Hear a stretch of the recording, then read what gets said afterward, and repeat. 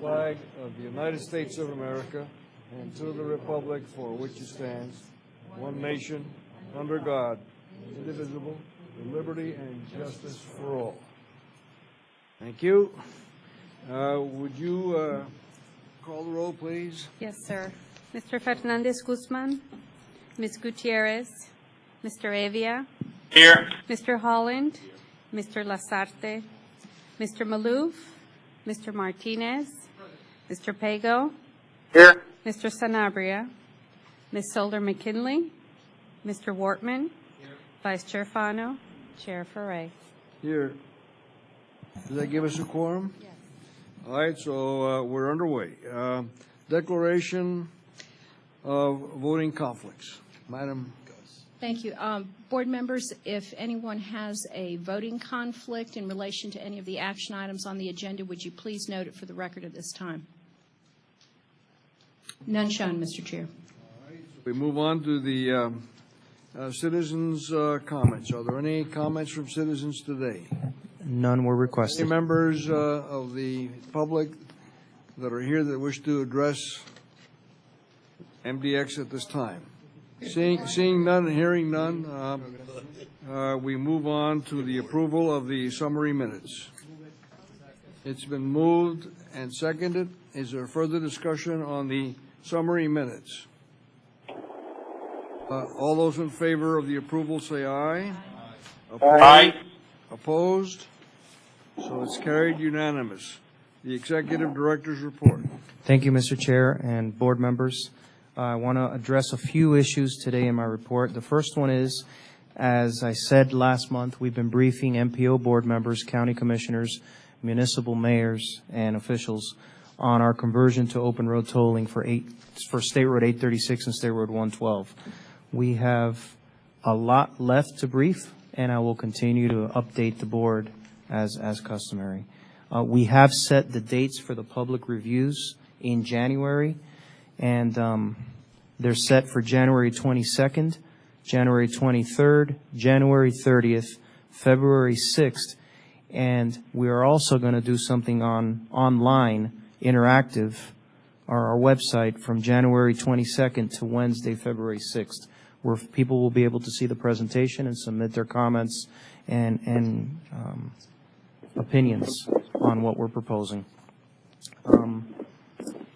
At the Operations Committee this last week, the board asked the chairman asked to put a workshop together to address the memo that he sent to the board members, particularly for State Road 836, implementation strategies, finance strategies, technology strategies for State Road 836. We looked at a couple of dates, but we have settled to January 29th, which is our next board meeting in January. We will have the workshop prior to the board meeting, either a start of 1 o'clock or 2 o'clock. That's to be determined as we poll the board members.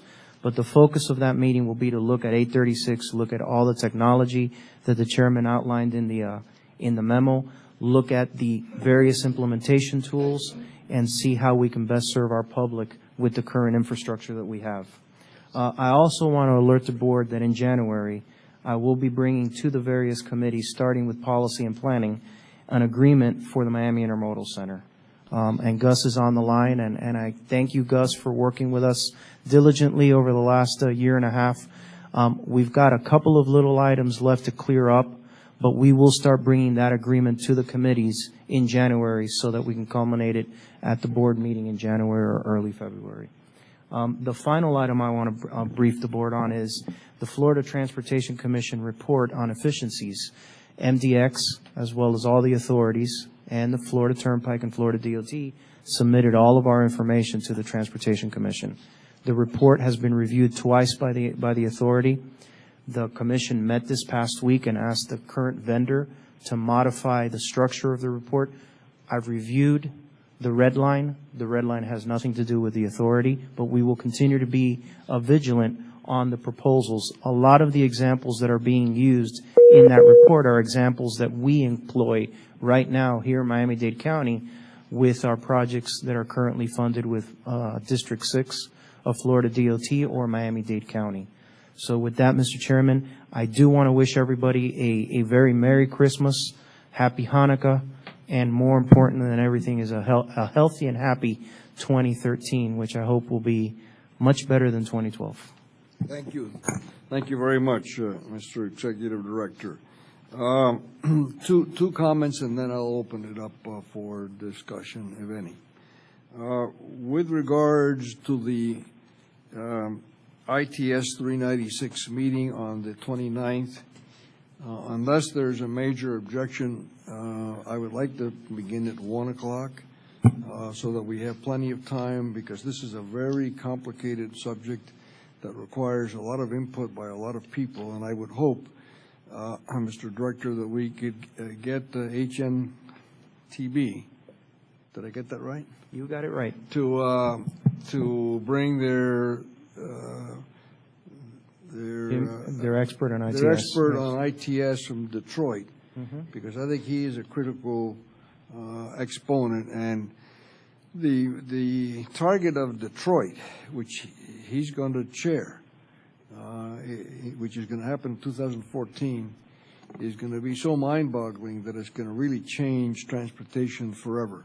And I think it's not that we want to get that we want to get the information before that it's made public in 2014, but I do think that whatever we do, especially in I-395 and 836, is very important that we somehow be coordinated, and it may as well begin early. Okay? The second comment that I had was with regards to the MIC. We have a long, long way to go on this MIC situation, and I hope that we were all aware of the tremendous positive work that Gus Pago and the Secretary have done, and this has gone all the way to the governor and back to the mayor of Miami-Dade County and back to the governor and back to Gus Pago, and it's really been a tremendous endeavor. And I'm frankly amazed that we've gotten as far as we have and that it is where it is. And I just wanted to tell you that I can't thank Javier Rodriguez, our executive director, enough for his diligence, his patience, and his work with Gus in a very substantive and creative way. Because believe me, it's been a very, very uphill battle. But we're not there yet. We got a long way to go. And so I hope that all of you are well aware of the issues. We have to go before the county commission, and that's not going to be easy. And a lot of you have a lot of friends, and even though we have to be careful that we don't violate the Sunshine Law, there are a lot of, and you have to clarify for me whether or not we can be advocates before the commission, and if it's all right for any of us to speak one-on-one with any of the commissioners, or is that a violation of the? No, sir, that is permissible as long as you're not part of that body, that you can speak with it. So Okay. it's just really internally. One-on-one. Well, I think it's very important that we all put our antennas on, and those of us like you, Robert, and Maritza, and well, all of us. We all have our friends and our people that we talk to on the commission, and this is not going to be an easy process. So I think all of us need to find out, first of all, what the issues are and get ourselves okay with it. And then once we get past our committees and the board comes into its own, then and the board takes a decision, whatever your wisdom will be, whatever it is that we agree to. And then Gus has to agree to it, and then that means that he has to go up to Tallahassee, and then it comes back, and then to the commission. So we got a long way to go, but it's a very, very important endeavor, and I just want to give everybody a heads up on it. Are there any questions of the executive director, comments or thoughts on his report? Hearing none, we now go to the general counsel's report. Thank you, Mr. Chair. Again, I'm going to keep our ethics briefing very brief. I'm going to try to make it an ethics nanosecond today. Just wanted to talk real quickly with you since it is the gift-giving season. Wanted to remind everybody of the ethics requirements both in Chapter 112 and MDX's ethics policy relating to gifts. As a general matter, our ethics policy says that we do not accept gifts or other special considerations because of our public position. That said, that if you do, certainly can accept gifts from relatives, and lots of times we do have close friends and relatives that are in our industry. You cannot accept gifts from non-relatives in excess of $10. And if the person is a lobbyist or someone subject to the cone of silence, you cannot accept any gift from them. It is permissible to accept on-site food or drink if your attendance at the function is an appropriate exercise of your duties for MDX. And again, that the entity providing the food or drink is not subject to the cone of silence. I'm going to just touch real briefly. I know that we had a meeting and did a shade briefing with you on the ETC litigation. My public comments today are going to address things that are pretty much of record at this point, but just to keep you up to date. Counsel for MDX and ETC have agreed to a motion to transfer this litigation to the Complex Civil Litigation Division in Miami-Dade County. We think that's a very appropriate and important thing because this is not going to be a simple matter, and we're going to have the attention of a very experienced judge that's very familiar with complex commercial litigation. And I believe that the judge has already signed that order, if not will very shortly, but it was an agreed upon order. MDX has formally terminated the AMTES back office agreement pursuant to the direction of the board, and that letter has gone out to the corporation. In addition, and I think this is crucial, I'm sure on everyone's mind here, counsel for MDX and ETC have conferred concerning the disentanglement procedures that are in the contract. ETC's counsel has given us their assurances that they intend to comply with the disentanglement provisions in the contract and that they will continue to perform under the contract as we try to separate and go our own ways. Notwithstanding those assurances, your legal counsel has prepared a motion for a mandatory injunction to require ETC to comply with those provisions in the contract. And it's really just an assurance to make sure that there is no revenue interruption and that we will continue to have things function at the level that they currently are functioning at. And we've been operationally watching. There's been no drop-off in performance that we've been able to see, but we're all paying very close attention to make sure that that does not happen. As another initial step towards being able to bring on someone else to perform the operation and maintenance of the system, counsel for MDX has made a demand on the escrow agent for the source code relating to the AMTES. The period of time for any objection to that has passed, and so we anticipate receiving the source code probably by this week, and so that is also underway. And finally, MDX's counsel will be filing its answer affirmative defenses and MDX's counterclaim probably tomorrow. And so at that time, that will be a matter of public record as well. Any questions or further comments? Let me say that on behalf of all of us, again, Pam, that we're very, very proud of the work you're doing. And we really want to thank not only you, but Sorota for the wonderful work that they're doing.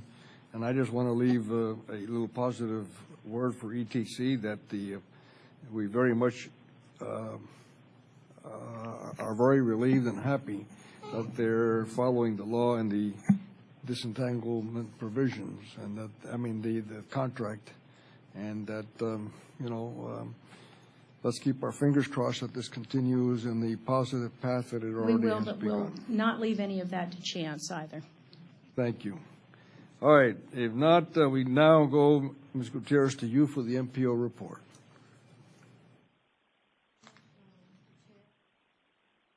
Green button. I'm sorry. Now we have green buttons, red buttons, toll buttons. What can I tell you? What other button?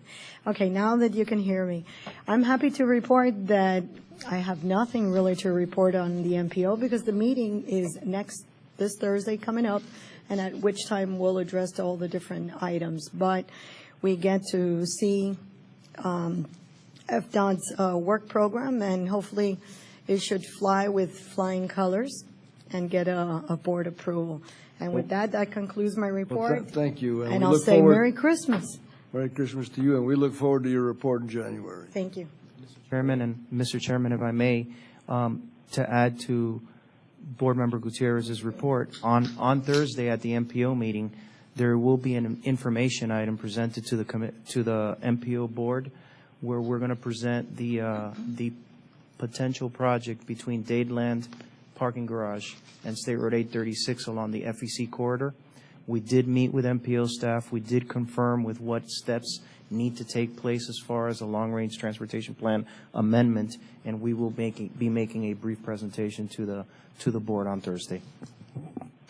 And as you understand, that is an informational item, and no action is going to be, Information, because it really hasn't come for final action on our board, right? not on your board, but at the MPO level, is really coming as FYI. MDX is looking to do this, and we like to do this, and FYI, and guess what? Soon we'll be back. Mr. Chairman, we, at the MDX level, all we have is an agreement to cooperate. And Very good. that's something this board approved, but before we can take any other action, it has to be contained in the LRTP of the MPO, so we have to go through that process. Any questions or comments? If not, is Mr. Sanabria going to be here today? He said that he would be here today, yes. All right, well, then we'll skip over the treasurer's report for the time being, and we'll get to the committee reports. Are there any committee reports No, sir. or No, sir. any other committee? All right, so then we're now on the consent agenda, which is item 8A, travel approval and ratification. Is there a motion? It's been moved and seconded. Is there further discussion on item 8A? All those in favor say aye. Aye. Opposed? We're now on item, it passes unanimous, so we're now on item 9A, an MDX procurement contract, RFQ 1203. Madam Counsel. Pam?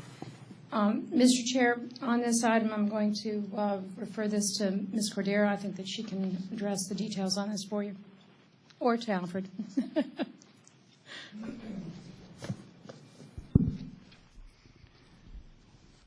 Mr. Chair, board members, this is for MDX Work Program 83624.050, MDX Construction Engineering Inspection or CEI Services for the 836 Infrastructure Modifications for Open Road Tolling, the East Section.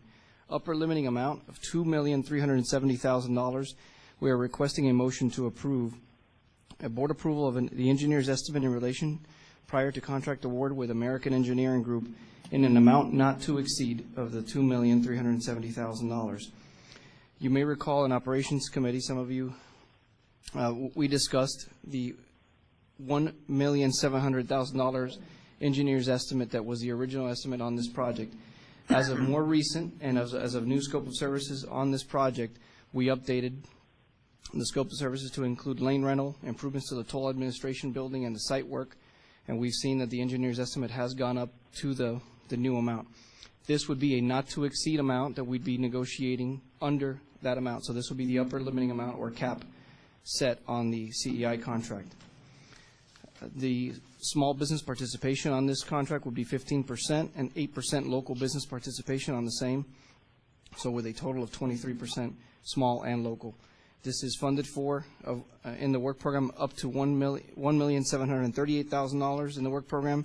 We'd be doing a contingency release of the remaining amount to fund the $2,370,000. And with that, if there's any questions. Questions? Comments? Yes, Yes, Mr. Chair, I Ms. have some Gutierrez. questions. Thank you. Okay. When this bid was received, it was, It's not a bid, it's a CEI, so it's a negotiation of professional service hours, so it's not a bid. Or qualifications Right, based it's selection. qualification-based. based on qualification. Right, But a scope of service right, is what's put out in the procurement, correct. a particular scope of service Mm-hmm. that addresses A, B, C, maybe up to Z. And if I heard correctly, and this is what I want to clarify, the scope of services has now changed. And by it changing, that means it's after the fact, after someone has already won the bid, and now it's changing, and now the price that we're negotiating has to go up because the scope of service has changed. So my concern is this. This is undue fairness, totally undue fairness, because it's after the fact, okay? And everybody else that got to also respond to this procurement did not respond to the procurement as now it's been changed. Somebody came in and it wasn't based on this, it was based on that. So why are we continuing with this particular submitter? I need clarification. Mr. Director? Yes, if I may address it, and Alfred, if I miss anything, by all means. The scope of work, the requirements for the CEI have not changed. The amount of hours they'll be spending and the personnel's involvement did change. So it's the same across the board for everyone who proposed, but instead of using one particular, and this is one example, instead of using a senior inspector 20% of the time, because of the work involved, we want to use them 100% of the time. That's part of the increase in the cost. The scope expansion was on the construction side, which has been addressed. This is the related inspection services for that. Board Member Gutierrez, that's exactly right. The scope of services changed on the design build, which was The construction side. that didn't change initially through during the process. It changed prior. So the lane rental piece and all that was added to the design build side. This CEI is only inspecting the services, inspecting the administration building, and that's exactly right. We actually had allocated 50% participation for the senior on this project. We were allocating 100, and we've added some new inspectors because of the additional hours that Condote America through the construction side is going to be doing 24/7. So those are the negotiations that have taken place. It's staff hour negotiations as opposed to scope change. Okay, I have a comeback. Go ahead. Yeah. It still doesn't sit right. It doesn't feel right. It doesn't sit right. This is my concern. The procurement was received. It had this. The procurement is now opened. Someone is selected. Now things change. Now the scope has changed. Now you've changed the work. And also, not only have you changed the work and who is using the work, more work is being given. It has changed, and it's after the fact. That's what I'm caught up with the hiccup here. I'm caught up with the hiccup. And it sort of feels like, okay, I like who won. I personally don't like who won, but I like who won, and I'm going to give you more work. That's what it feels like to me, and it still doesn't sit right. So I don't know how many times you're going to explain it to me, but I'm not going to change the way I feel because this fits like an afterthought. Something changed, and it wasn't supposed to change after the fact. It was supposed to change before the fact when it was a fair game for everybody that was responding, for everybody to respond and comply to that bid or those prices of all the work that was at hand. Not an after the fact. Not an after the fact. That's what sits wrong with me. Director, Really? anything else you want to add to this? No, I explained it's a professional services contract. When you put out the procurement for professional services for CEI, you don't put an amount. They don't bid an amount. They bid the personnel, they bid their qualifications, they bid the different criteria for those qualifications. None of that has changed. What has changed is because of the design build scope expansion, which is a separate contract that was addressed prior to the bid. Because that expanded, this has to expand because of the amount of inspection and the additional work that's needed on the inspection. But the qualifications and the personnel required is the same as when it was first procured. Mr. Maloof, but before we go much further, I'll recognize you now, but then I'd like since Mr. Maloof is the chair of the committee where this passed unanimously, for you to make a comment, and then I'll open it up for whatever motions you want to make. Go ahead. Okay, Mr. Wortman. I guess for Alfred or Javier. What? Oh, I did. It's on. I should have just raised it up a little bit. Sorry. A question, actually, for Javier or Alfred. When the people put in their qualifications, and then there's also the hourly rate, I imagine. So whoever is bidding, okay, I'm trying to expand on Maritza, what you're saying. Whoever is bidding, then if we expanded the hours from 20% to 100% for the first tier people versus the lower level people to do the work, they would still be bidding the same in the same category. Did that change, or am I looking at that wrong or right? That's actually Helen. I can't hear you. The way that this process is followed, this is a process followed through the CCNA. And basically what they're proposing is we're going to have this inspector do the work. We're going to have this project manager do the work. We're going to have that person. That doesn't change based on this augmentation of scope, to call it that. And really something that Alfred didn't mention also has to do with the fact that the design build firm, when we put out this project, it was based on our concept. Part of the design build process is that the design build firm gives us a new concept, a better concept with efficiencies and different models, for lack of a better term. So we're also kind of reacting to that the design build firm brought this different concept to the table, which we evaluated and felt that it was better, and that's what we're moving forward with. And so obviously the CEI now needs to incorporate more hours of potentially their inspector or the project manager to oversee the work that the design build is doing. But price doesn't come into play when we are evaluating. They don't know how many hours. That's what we negotiate pursuant to CCNA, the amount of hours that these people are going to do work. That doesn't come into play through the procurement process at all.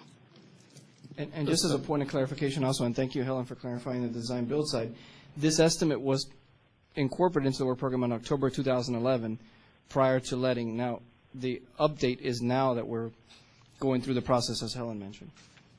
Okay, Mr. Chairman of the Operating Committee, your wisdom on this. Thank you, Mayor. When we heard this issue, we didn't hear these concerns, and I don't know. Did something occur that is lost? Sorry. No, Maritza wasn't there, and she's brought up some what seem to be valid issues. The question is, the administration is firm in their position. You've heard the clarification for both Alfred and the procurement office, and the question is, she still has these doubts. My concern is the following, okay? I understand that the rates hasn't changed, the people haven't changed, but what did change is the scope of work. No, I'm sorry. It was expanded, and that's what he said. Our CEI scope of services is very standard. The same thing goes out. This is the concept that we have for this project, and you tell us how you intend to oversee this project. But the scope of services is the same. They have the same responsibility. It's a very standard scope of services, because CEI, no matter what you do. What has changed based on the design build concept that was introduced to us is the amount of hours that they're going to incorporate potentially of an inspector. But that's not known either until you sit down for negotiations, because they may propose to us, or in their thought, when they submitted a proposal to us, they may say, well, I'm going to have this inspector work 20 hours. When we sit down and negotiate with them, we either say, no, we need them more because we want you to do this, or to pay closer attention to this portion of the work, or we're going to say, no way, you only need him for 5 hours, and you reduce them. That's the part of the negotiations. When you sit down to negotiate for professional services under CCNA, you're only negotiating number of hours. And the scope is the same. We have already the rates in our You're caps. saying, Helen, I'm sorry, I understand that. You're saying that, but when it was first introduced, he said the scope of services have changed. The scope was expanded. For the design build. Okay, if the scope of the design build has not expanded, has not been modified, has not been altered, has not been changed, I can give you 20 other words that mean the same thing and land the same thing, that the alignment is not the same, and that's what I questioned. If that has not changed, I'm fine. But once it changed, after the fact, that's where I got my hiccup. If I may, Ms. Gutierrez, let me answer a question so I can get this thing clear in my mind. What I am concerned with is our reputation and going forward with future bids. We're saying this is what we're going to be basing this judgment on. And we're saying that we haven't changed the scope of work, but we're inviting the people who are negotiating with us to recommend improvements. Is that correct?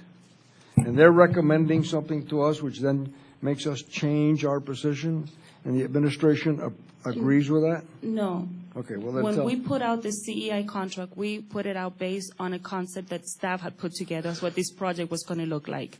We put it out as a design-build project, and therefore the proposers give us different, the whole concept of design-build is to bring innovation into the project. So they brought their innovation into the project, and now there have been some changes to the way that they're going to approach the project. Applies them for their innovation by. We will be, if we don't move forward the way that we're proposing, we will be penalizing the CEI because the design-build proposal brought innovation, what is required of them to bring that innovation. Which is contrary to the direction that we, MDX, want to take Yes, to sir. induce people to come in here with innovation, and that we're going to reward them for innovation. And now they come in with innovation, and instead of rewarding them, we say, no, we're going to rebid this out. So, Maritza, I'm sorry, I really go out of my way to agree Well, I with you. understand that, but this that one- also means that we went up, because we went up from a 1.7 to a 2.3. And Maritza, That's also the difference. We went to market saying that we had this budget, and now we went up, and now, after the fact, after there's a winner, we now are going up 2.3. Now, if that doesn't look wrong, that's fine. I'm only one vote. And in this case, I don't want to challenge anybody. I just, there's something that doesn't feel right. Maybe there's a standard industry practice, but quite frankly, if it's 1.7 before I got to the dance, and then once I won, it goes up, and it could go to any number, well, golly, let me get a contract from MDX. Javier? there's two different components to this. There's the construction component, which is the design build, that we estimate 2 or 3 years prior because we have to put it in the work program, and it's based on a concept that we come up with. That concept is valued at X amount of dollars. There's a concurrent CEI that's based on that concept that is where the $1.7 million estimate comes from. And that's based on industry standard of what it takes to review that original concept. That was the engineering. Right, that's the engineer's estimate. When the design build project goes out, the proposers come in with innovation. They actually proposed items on their project that will protect our revenue at 836, primarily at the toll plaza. What happens then is because that concept changed, we as staff have to review our estimate for the CEI, because what we're asking today is an upset limit. We haven't negotiated with the vendor yet. We're setting an upset limit, but we have to set an upset limit based on our estimate. Our estimate based on the new design build is $2.37 million. We will look to negotiate up to that number or below, and knowing my staff, they will do everything possible to get it below. But with that said, if one thing goes up, the other one has to go up as well. And again, like Helen has said, and I said prior, the qualifications to do the CEI did not change. The scope of work did not change on the CEI. The scope of work changed on the design build. That's where the scope of work changed. The hours will change on the CEI to be able to oversee the design build concept that is being proposed. Mr. Director, I just want to clarify for myself. Hold on, because When you're ready. Thank you. When this RFP goes out, and then there's an evaluation of the different bidders who want to get involved, is that correct? Yes. Then there is a determination of who we feel is technically the most qualified and the most concerned. In this type of a process? Is there, like in other types of cases, where there is a bid that is then open to determine who is the highest or lowest bidder? For CE&I, it's a professional services, so it's dictated by CCNA. Price does not come into the picture. It's qualifications. Well, there's an old saying, a lawyer never asks a question unless already knows the answer to the question. So from the way it was being presented, so then there was no other bids being presented by anyone else here financially. No, it's not. Everyone was presenting their qualifications, Correct. and was part of their bid what their hourly rate would or would not be? Is that something that No. is discussed? No, No? no. Okay. That, I'm simply asking. I don't that know. may be a critical point, Helen, so. No. During the procurement process, there is no discussion of price Okay. at all whatsoever. It's all the qualification of the firm, the qualifications and experience of the personnel that they're proposing for the project, the years of experience, et cetera. Nothing to do with price. So in other words, the selection by the selectors and these numbers and these scores that had nothing to do with price, but just qualifications. Yes, sir. Is that correct? Then I guess I have Go ahead, a Mr. follow-up Martinez. question to that. When we do proposals and RFPs for outside counsel and for other issues, one of the things that is definitely discussed is what the hourly rate that they're going to present to us is going to be part of that. Why would that not be part of this contract? Because this is the CCNA Competitive Consultant Negotiations Act, and Florida statutes prohibits that we include price in the selection of those services. There's Just a answered my difference, question. right. And it wouldn't- There's a it would be difference against in the that. statute to do it. That's all I had to be told. So just for clarification, there was no, when each bidder bid on this, they knew that there was an estimate that we suggested, but there was no bidding process where they would say, I'm going to, I'm bidding 1.5 or 1.6, and this is not, for lack of a better word, a change, what's the word I'm looking for today? A change in the contract where they're asking for more. They made a proposal to us that is a more innovative way of handling some of our issues that we think in the long run is going to benefit MDX, and that's why we're making this suggestion. Is that a fair assessment of what's going on, Mr. Rodriguez? For the design build, this is the Design build. concurrent, this is the concurrent CEI, yes. Thank you. Mr. Wortman. Okay. Basically, two comments and a motion. You need to speak into the Okay, microphone. I can't hear two you. comments. Right now, it looks we had a lot of good questions because this is an interesting thing, but not all of us are familiar with. And it looks like, number one, correct me if I'm wrong, but no one was given any competitive advantage by this, correct? Correct. Number two, we followed all the rules, regulations, guidelines, statutes, and everything. And if we did it different, we would have been state in law. violation. So we followed everything. No one had an undue advantage. I'm going to make a motion that we accept staff's recommendation. I'm going to recognize it after I ask if anybody else has any further comments on this. All right, Mr. Wortman, I recognize your motion. Is there a second to that motion? second. It's been seconded. Is there further discussion? Mr. Gus Pago seconded the motion. Is there further discussion? Is there further discussion? All right, let's do a roll call. Claudia. Do a roll call. Further clarification, I do want to be recorded as a yes on that item. Mr. Avia? I agree. Approved. Mr. Holland? Mr. Maloof?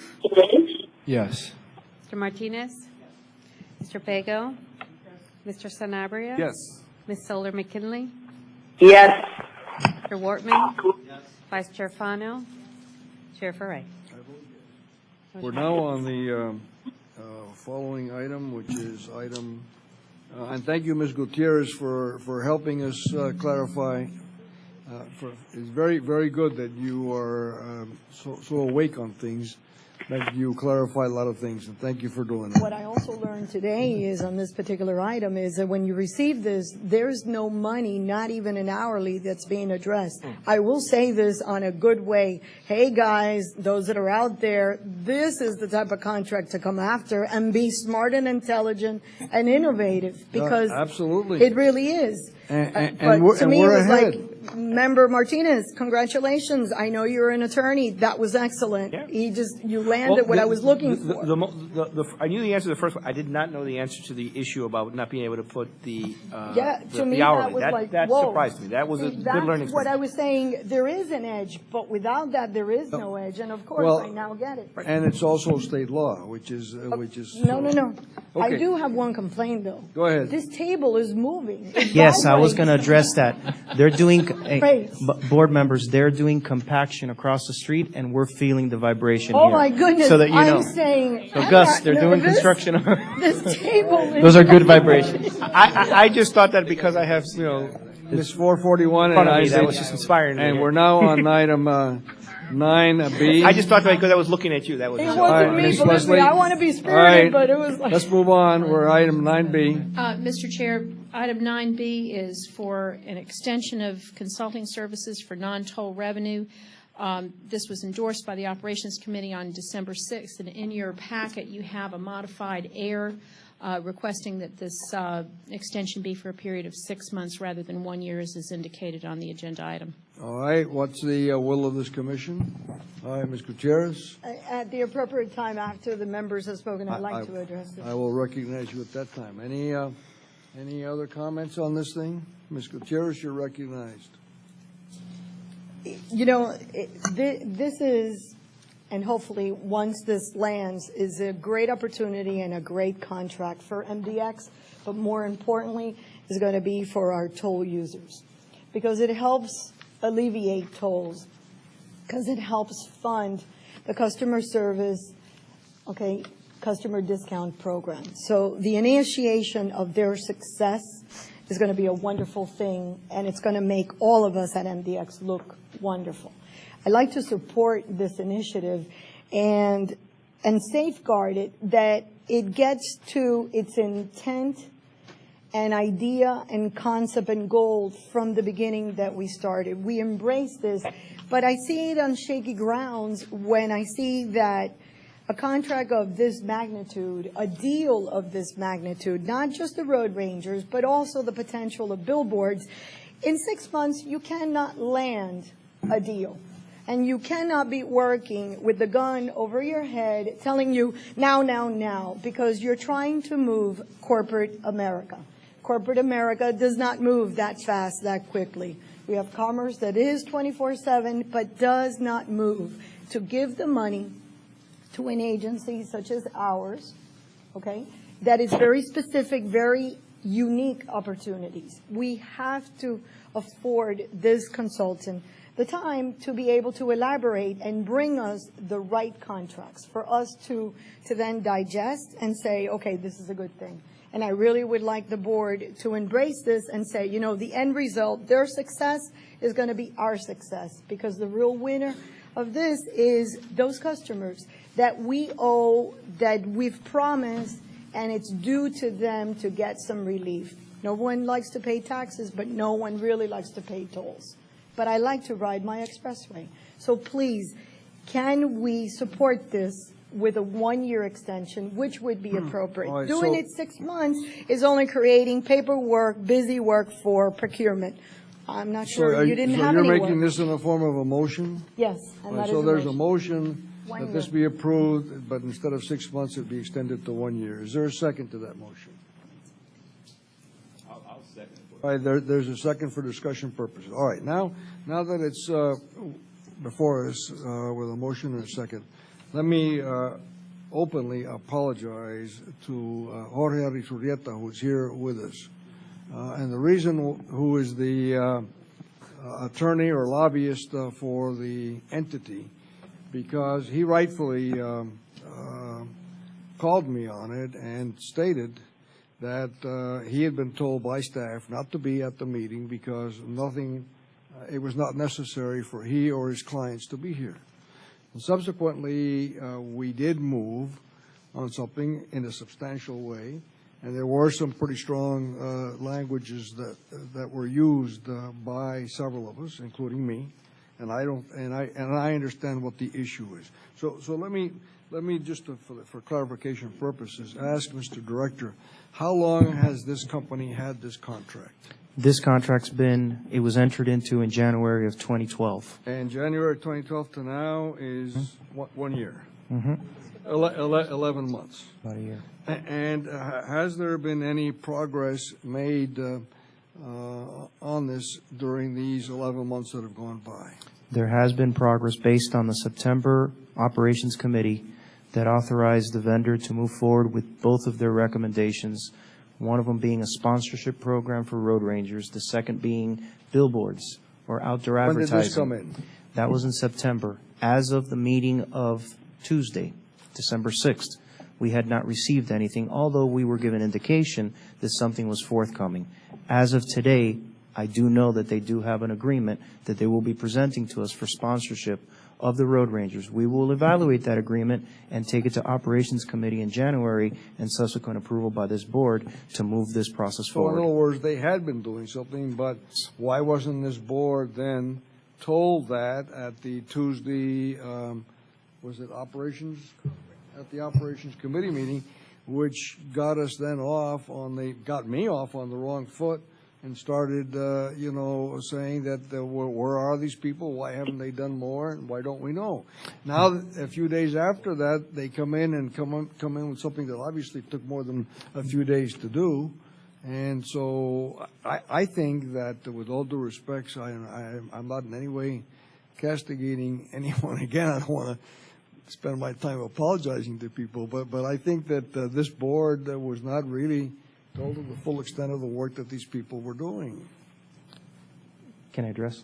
Yeah, Mr. Chairman and board members, nothing that was said at the Tuesday Operations Committee meeting was not said in September. I expressed disappointment. I've spoken to the vendor. They're here, and I'm looking at them. My disappointment was that we didn't move quicker. My disappointment was in my expectations in all the various ideas that we should get. That's behind us. My comments on Tuesday were relative to 6-month extension rather than 1 year. And I say it again, if they couldn't deliver to us an agreement for a sponsorship of road rangers within 6 months, then I can't justify continuing with their agreement. With that, I also said it is impossible for them to bring us an agreement for billboards or advertising in 6 months, which is why staff recommended a 1 year extension, because realistically they cannot bring an outdoor advertising agreement. But the will of the board was to shorten it, to see their progress, and they have progressed. So at the next month's operation, we will bring an agreement to you. And as Board Member Gutierrez says, the implications of 6 months versus a year truly is paperwork to Ms. Cordero in her office, whether we extend it for a year or to 6 months. She'll have to do it twice instead of once. All right, there you have it. So we have a motion and a second, and of course, Mr. Sanabria. Thank you for recognizing, Mr. Chairman. I apologize for being late. It's been a busy day today. Don't we have a cancellation period in this contract? Yes. What is it? 30 days notice. 30 days. So if you have it extended for a year and in 6 months there's no production, we can go along with a year extension and then always institute the 30-day cancellation, right? Okay, so I'm in favor of the motion. So thank you for that clarification. I think you've turned all of us. So go ahead, Norman. Another part of the contract, if I remember correctly, was that it's non-exclusive, so that they bring in ideas and move forward with them. If someone else brings in an idea they didn't have, they still could bring that, so that if it's 6 months or 1 year, it's really irrelevant. You know, we could go with 1 year. It doesn't block anyone if they have any other ideas. Okay, thank you, Mr. Maloof. Mr. Chair and board members, I mean, whatever the will of the board is, we're certainly in a collegial way looking forward to reaching some sort of agreement, if you will, in accordance with everybody's will, taking into consideration. But I want to address, Mr. Director, if it would be beneficial to the authority and so that we don't lose the opportunity on potential revenue, if you do get an agreement and you want to fast track in an expedited way, have us review that. We'll be happy to accommodate that at that time.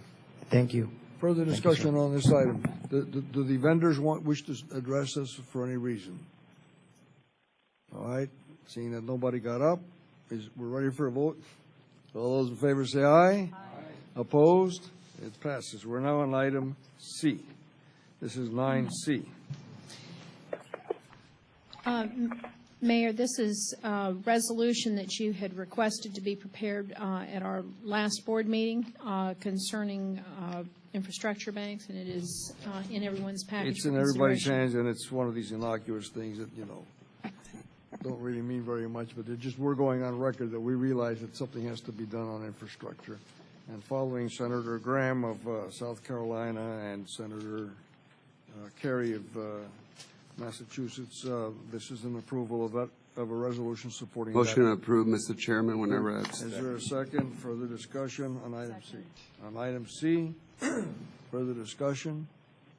All those in favor say aye. Aye. Opposed? Aye. We're on item D, approval of fiscal year's comprehensive annual financial report. I think before we do that, Mr. Sanabria, I had held up the treasurer's report. Yeah, that's exactly where we're headed real quick. So let me. Thank you, Mr. Chairman. Glad to report there will be no fiscal cliff at MDX. We're doing just fine. I really commend Marie Schaefer and staff. It's amazing what's been done with the scarcity of revenues that we had and the bumps in the roads. We had a lot of bumps in the roads this year and some issues of uncollected funds and a number of other things that you're all aware of. But to give you a summation right now, the overall revenue is $2.4 million above the $31 million forecast. The total revenues are $2.3 million above the $30 million forecast. Some past revenues averaging $8.6 million. For the 3 months due, it's been over an average on the budget. The cash option continues to decline as told by plate and some past increases. As of September, the receivables in the authority are $9 million, and we continue to work on that. Also, the net revenues year to date, glad to say, are $8.8 million or $2.9 million above the forecast. Unless there's any further questions, we do have graphs and pictures and anything you want. I'd like to conclude the report. Yes, sir. Thank you. Now, okay, here's the pictures. See, it's all green. Oops. All right, Marie, you want to take on item D? Certainly. Item D is the audited financial statements for fiscal year 2012. This fulfills the requirement of the trust indenture filing as well as Security Exchange Commission filing of Rule 15C2, which we are required to file since we are an agency that issues debt in the public market. Our CAFR, we received a clean opinion. That means there were no unusual items or any reason for the auditors to not submit a clean opinion to us. Also attached in your package is the actual CAFR itself, the printed bound copy. I think everybody got a separate envelope. There's also a compliance report in there as it relates to the single audit, which are the programs that we participate with the state as far as the SIB loans, toll facility, as well as the partnering of the local match for the Central Boulevard. And we're compliant with that as well. That is a standard based upon what we need to do for the state. So we are requesting the board to approve the financial statements for us to file. Mr. Treasurer, this matter was presented to you and to the Budget and Finance Committee, and the CAFR was fully discussed at that time. Yes, sir. So what is your will? Yeah, apart from that, Mr. Chairman, we had the pleasure of having the two swap holders come forth, and one of them actually stated for the record that they will not require, in case that we need to post collateral of $27.6 million per swap holding, that they will not require it. Plus, they offered us a pretty substantial discount of a haircut on that swap bond principal amount on a payoff basis. Now, of course, we don't have the money to pay for it right now, but hopefully we will, and that timeline will be extended so we can take advantage of that. And we're hoping that the second party will also come through, UBS, which will be a third party, has not come through. But I can tell you that instead of facing an $81 million collateralizing of our cash, we basically are down to perhaps $27 million if that ever happens. So it's really an incredible achievement. Marie? Just to piggyback on your comment, we also believe that we were successful negotiating with J.P. Morgan. They were the second counterparty that presented at Budget and Finance, and they also agreed to change the terms on their collateral posting that was very favorable based upon your request of them. So I think you are correct. I think we minimized our risk on collateral posting. Yeah. Great. Congratulations to all, and then to you, Mr. Treasurer. Are we ready to make a motion? All right, I'll take a motion on item 9D. It's been moved and seconded. Is there further discussion on item 9D with a lot of recognition and commendation to you, Mr. Treasurer, to Marie, to staff, and to all of the people that have worked so diligently on this? All right, all those in favor say aye. Opposed? It's 4:56, and we're now on the last item, which is item E. 9E, Mr. Chairman, is basically an extension of the current underwriting team that was going to expire in January to run into March of next year. We do have $300 million in bonds underwriting that's about to take place in that timeline, and we wanted to keep the existing team. As chair of the Budget and Finance, I will review with Marie Schaefer exactly how the lineup is in terms of the budget team refinance, because we need to go over that in the future. So we'll have a January meeting on that. Just telling you that. But other than that, I fully endorse the extension. And also, we did go out, or we are going out in January, right, Helen? Correct.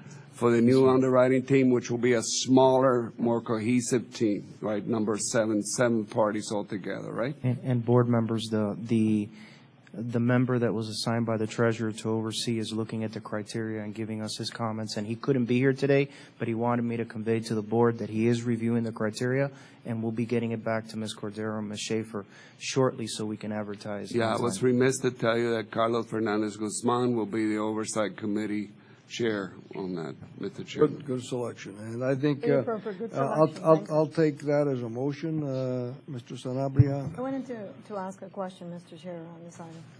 Yeah, it was, and Member Treasurer Sanabria already alluded to, when does the other procurement go out that it has to do with exactly this particular contract? January. It'll be going out in January. It's scheduled to go out in January. Okay. And, because this particular extension of a couple of months was exactly debated, that we were just, extending something perpetually that really needed a longer extension to be able to do the work if the work came.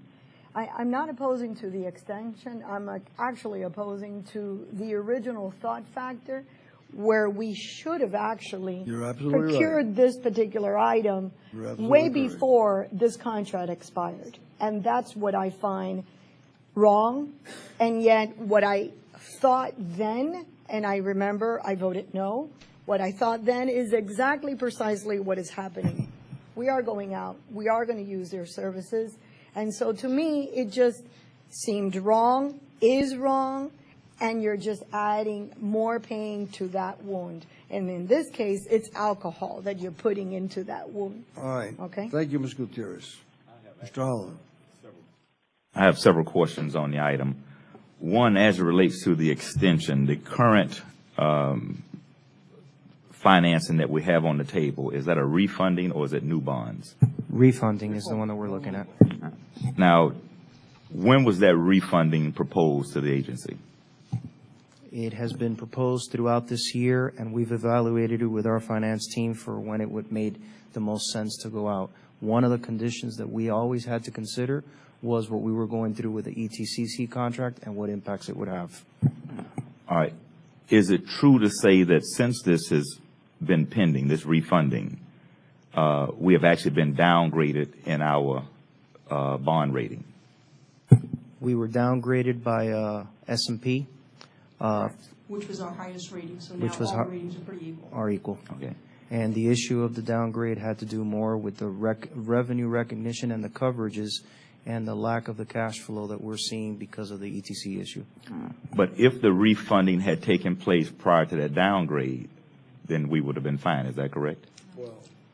No. No, it was a coverage ratio. The pricing is, First Southwest, and they can speak to this, is it all be priced to the lowest rating. So we're at an A3 with Moody's, A with Fitch, and we were A with S&P. So S&P downgraded us to the other two credit rating agencies. Is there any potential that, doesn't mean it's a certain, but is there any potential we could have another downgrading that would affect our basis points on the borrowing? Matter of fact, I did speak to Moody's yesterday. We're under credit review. There's no indication at this point. I don't know if the outlook is going to change. But again, when it comes out of credit committee, you just don't know. Is there any reason why we cannot expedite the refunding to the early? I mean, to me, it's an emergency to kind of move forth on it, to take advantage of the money just in case. We put an accelerated schedule together. We're hoping to execute everything, early February, mid-March. But again, we're kind of tied to outside agencies. We have to do mailing of documents. We have to get the GEC report, traffic and revenue, and then we have to get on the calendar for the credit rating agencies. And because of the economic environment, everybody is refunding. What used to take 3 or 4 days to go to credit committee and give us a rating, it's going to take 2 weeks, is what we're now informed. So we have accelerated schedule. Everything that we can do, we will accelerate. Is there a potential of having this refunding done in January? I'm trying my best, but my consultants say that's a little too aggressive. So I think more realistically, it'd be February, worst case, I think March, but I think we can get it done in February. And have we already determined who will be the book runners on these deals? We have not. We have, the way the RFP is written, we have 3 seniors that we do rotations for, and we have our co-seniors. The rotations, book runner is, we're looking at the 2 counterparties that if there's something that's advantageous to us, then they could potentially run the deal. If they're not, then it goes to the next ranking per what the RFP process was. Here's one of the concerns that I have, and we mentioned this when we first put the pool together. And I'm having some concerns because we say right now we're going to reduce the pool to make it a smaller pool. And normally that haircut takes place with the small and minority firms when the haircut takes place. Not this time. I just say normally what happens. Not this time. In this particular pool that we had, and this is why I think it's important that we understand with the volume of bonds that we put out, which is relatively small, we actually have a greater pool of underwriters that could very well do work for us and give us very personalized attention. It is my understanding that Rice Financial, in the first bond, found an innovative savings for us, and they presented that to the Expressway Authority. Out of everybody in the pool, one of the smallest firms came up with a way for us to save money and save us money, and we executed on that. They didn't really receive a whole bunch of fanfare on that, and we talk about rewarding people with innovative ideas. This refunding that is on the table was presented by them almost a year ago to save us money. And to me, it would be a travesty if we don't find a way when these small firms are in the fray and they come up with something that's creative and they can do the work, that we don't find a way to reward them like we do with other vendors who come into this Expressway Authority and do quality work for us. And I think what you do when you do that is you put pressure on everybody who works for us. Be innovative and creative and help us save money. Think outside of the box, and when you do that, you get rewarded. And I wanted to at least put that on the record because to me, it would be a travesty if this deal was done and they put both the refunding things that were non-staff generated, they put both of them on the table to save us money. Nobody else in that whole pool did anything other than wait for their turn to sell some bonds and make the money. All right. And I fully concur with Mr. Holland's statement. And if you heard what I said that in January, I actually want to go ahead and look at how we're going to rotate this to compensate people in the past have come forth, giving us ideas, saved us money, and they have been left out of the loop, literally left out of the loop. And this is a business where people come with good ideas, should be compensated, because that's the only way they make a living, and that's the only way they're tied to us. So I fully agree with you. In January, at the Budget and Finance meeting, I hope you're present, we will have a review and some ideas that will work to try to rejuvenate what's going on in terms of people are being left out, left in, and who deserves this and who deserves that. So we'll have an open forum, and everything, as far as I'm concerned, is open for discussion. If I may, as we're talking about procurement process qualifications and how they got selected, for the new procurement, we can structure that procurement as the board wishes to do so that we can allow other members of the team to do different things. But in this particular procurement process, every proposer proposed for a position. And so we have 3 seniors, I believe there are 4 or 5 co-seniors, and then you have your small business. So if a small business that applied for that position and was evaluated and selected based on that criteria cannot serve as a senior because there were different criteria for each position. I believe we have the right to rotate and redesignate. Within the categories for which they were selected, because there were different criteria used to select them for those categories. So a senior was a different criteria, a co-senior and a small business was a different criteria. So they were selected based on different criteria, based on what they were going to be performing within that team. All right, hold on, Mr. Director. If I can, we're going to be bringing back, and I've instructed our financial advisors and staff to come back in January at Budget and Finance with a structure that meets the best intent for the authority. At that time, Helen, legal, everyone can put on the table what the criteria was or wasn't, but at that time, as the treasurer has stated, we will decide what is the best path forward. I think what's important to us is to make sure that the structure of the deal, that the savings, that the benefits to the authority in the short term, midterm, and long term are met, and we will present all of that to the committee, and then the committee can move forward with the recommendations as the committee sees fit to this full board. Mr. Holland, is that clear? Any problems? Any further discussion? Yeah, just one further comment, Mr. Chairman. Even if you're not on the Budget and Finance Committee, and some of the comments that are heard here at the board level are very helpful, please try to attend that Budget and Finance Committee meeting in January if you can. You'll be heard. Okay. And I will appreciate that. Thank you, Mr. Treasurer. I like to Mr. Chairman? Go ahead. Mr. Chairman, yes. I'm a little bit confused on what just transpired. Marie, if you can call me tomorrow so that you can explain a little bit better. I didn't understand. I totally agree with Mr. Holland's comments, and if we have to rebid it out, whatever we have to do to get more minorities in, I think is going to work in our favor. So if you call me tomorrow and let me know, because I really didn't understand the categories and how they did and how that was moved forward. All right, Marie, would you please do that? Yes, sir. See if you can do it this afternoon. Thank you. And not tomorrow. You're welcome. And are we ready to vote on this item? All right, all those in favor? Has the motion been made? Yeah, there was a motion and a second, second. and I had a question, and it was really Go a ahead. follow-up question Go to ahead. Holland regarding the rights, and I understand explanation, but where it got muddy for me is that we were talking about the now, and then we were talking about a procurement for later. Later, we can fix and change and modify and adjust and make it smaller and make sure that we're more inclusive with minority. But that's later. What I'm concerned about is the now factor. The now factor is this particular contract. And again, I reiterate, I don't have a problem with the extension because this is a must. I have a problem with the initial fact that we got here because of that. Why exactly is the company, Rice, not really properly being compensated, even though they were the ones that we probably would have saved even more money if we would have acted on their proposals?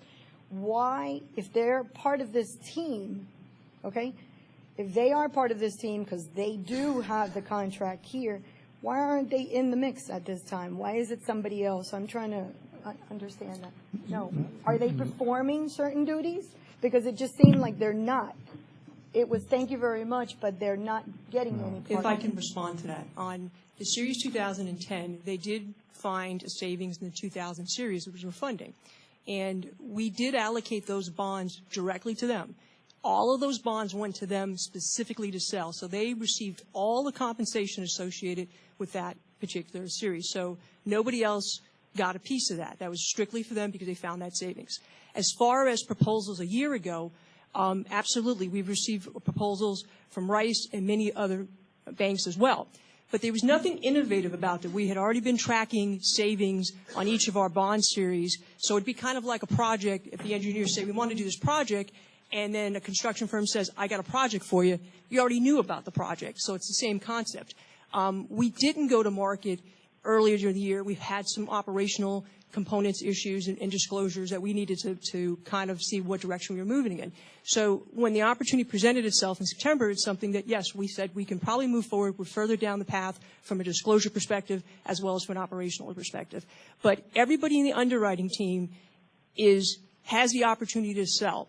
And we take the market standard with saying that the senior, who's the book runner, and they have the liability and so forth, that they will take no more than 50% of that deal.